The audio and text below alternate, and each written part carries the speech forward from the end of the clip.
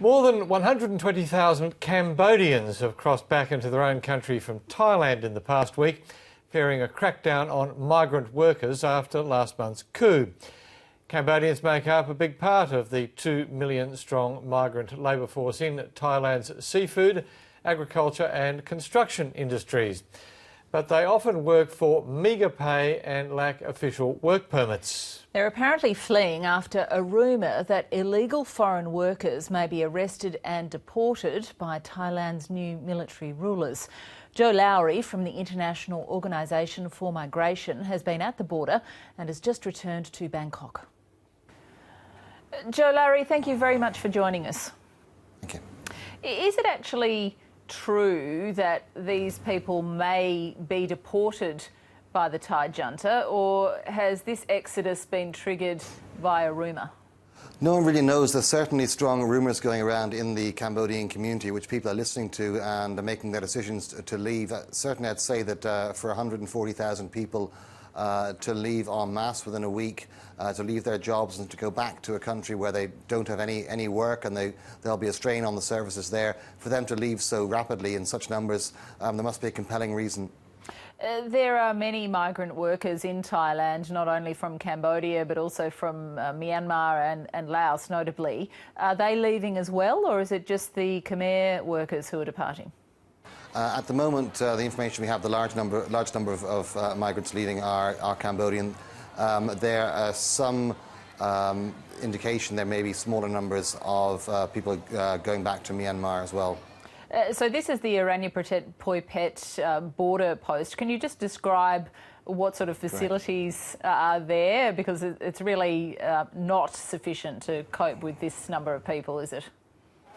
No, it's not. The border post itself is right next to a few large casinos and hotels, but just across the border post there's just a normal Cambodian border town of about 10,000 people, Phoi Phet, and there's a limited amount, obviously, of shelter, of water, of food, of healthcare. So we're supplementing that as best we can. There are organisations providing water, providing food, talking about setting up places for people to sleep if that's needed.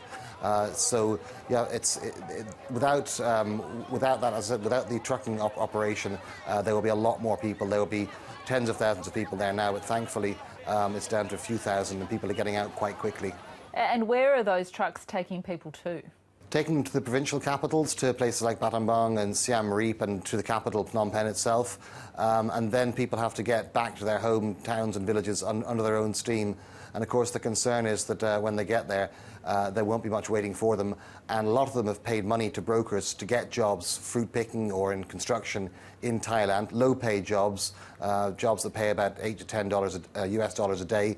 And so they've also taken on a large debt, perhaps up to $1,000 to get these jobs, and that debt has to be paid back, yet they're going back to no work and perhaps no services either. Yeah, it's going to put substantial pressure on those small towns that they're going back to, isn't it? Because these are probably the breadwinners for many families. Exactly, yeah. And the whole economy in this region relies heavily on migrant labour, not just for workers themselves to fill jobs, but also on the remittances they send home. And of course, those remittances have dried up completely now. And IOM does work globally with people who've come back from situations like this, with returning migrants, and we have experience in helping them with reintegration and reassimilation into their communities, helping them set up small businesses and so on. So we stand ready to do that if the need arises. That's going to be a big job to do quite suddenly, though, I'd expect, and unexpectedly. What about the industries that these people are leaving in Thailand? How will they be affected by this sudden exodus of their workforce? Well, some of it's seasonal, agriculture and so on, but there's a lot of construction projects going on in Thailand right now, and I guess they'll have to find local solutions to that. Are you now gearing up for an increasing exodus, as I said, if people from the Burmese community, for example, start doing the same thing? Well, that's a big if. We just don't know if that's going to happen or not. What we do know is that there's approximately 150 to 180,000 undocumented Cambodian workers in Thailand, and about 140,000 of them appear to have already crossed the border at one border crossing. Are you expecting that some of those people might return to Thailand when and if the situation normalises? Hard to say. I mean, it will be. They would have strong motivation to do that economically, for sure.